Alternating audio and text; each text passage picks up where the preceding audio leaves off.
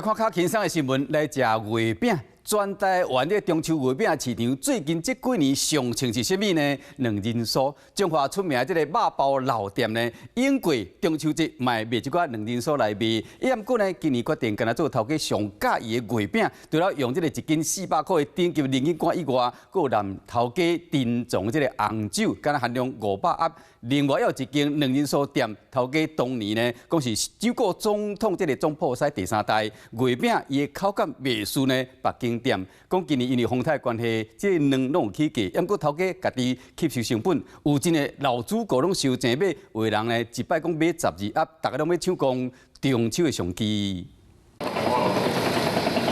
头家拍手，甲私人收藏4.4粒千级的红酒，特别去人参馆内底。这是中华有名肉包老店今年推出的红酒及人参馆月饼，一喙加入去酒香和人参馆的香气完美夹掺做伙，互人吃一摆就调。好像有点红酒香而且它不甜啊，感觉上还蛮健康的。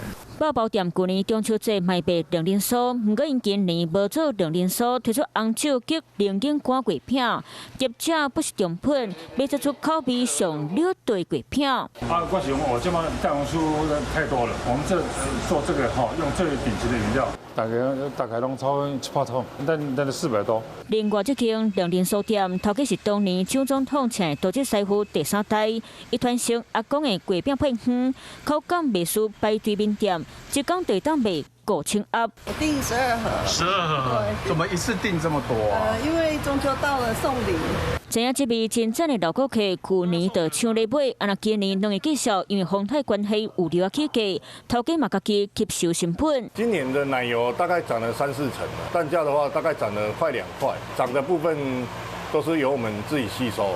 老厉害的两人酥排队面店，因为今年两人酥外皮酥吃落阁袂毁，红豆仔口感嘛绵，咸两零也个油脂吃落去袂受干，但是拢成真侪排队的人，还佫警察佫会加派人力维持交通。离中秋节也佫有3礼拜，餐厅和糕饼业者已经准备好势，要来抢攻月饼市场。